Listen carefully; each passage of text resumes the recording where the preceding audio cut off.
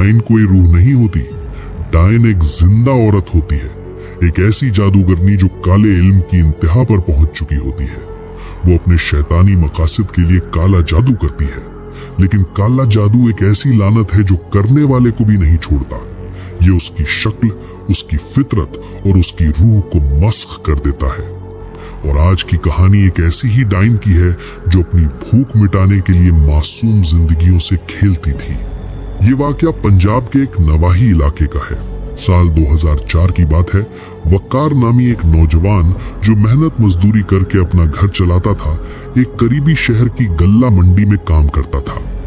उसका काम मंडी में आने वाली अनाज की बोरियों को ट्रकों में लादना और गोदामों तक पहुंचाना था। मेहनत सख्त थी, लेकिन वक्कार खुश था कि वो अपनी हलाल की कमाई खा रहा है। इसी दौरान उसकी शादी साइमा नामी लड़की से हो गई। शुरू के दिन बहुत हंसी खुशी गुजरे। दोनों ने एक छोटी सी दुनिया बसा ली थी। लेकिन फिर वक्त गुजरता गया, महीने सालों में बदल गए और उनके घर में कोई खुशखबरी ना आई।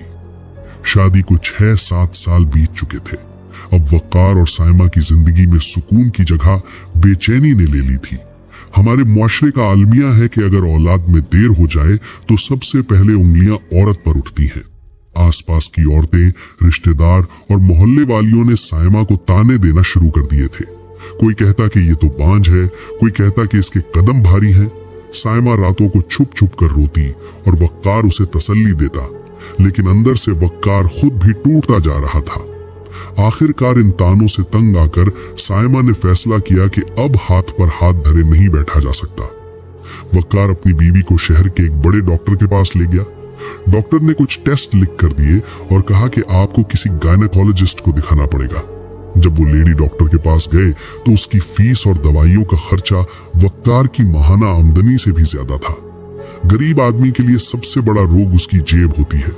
उन्हें लगा कि शायद डॉक्टर सिर्फ पैसे बटोर रहे हैं और इलाज में कुछ नहीं रखा। ये सोचकर उन्होंने देसी तरीका इलाज का रुख किया। अब वो कभी किसी हकीम के पास जाते, कभी किसी दाइया के पास। महीनों तक कड़वी कसीली दवाइयां और जड़ी बूटियां खाने के बावजूद साइमा की गोद हरी ना हो सकी। मायूसी अपने उरूज पर थी कि किसी ने उनके कान में ये बात डाल दी कि भाई, हो सकता है जिस्मानी मसला ना हो, बल्कि किसी ने तुम लोगों पर कुछ करवा रखा हो। बस ये सुनना था कि उनका रुख पीरों और आमिलों की तरफ हो गया। अगले 8-9 महीने वकार और साइमा दरबारों की खाक छानते रहे।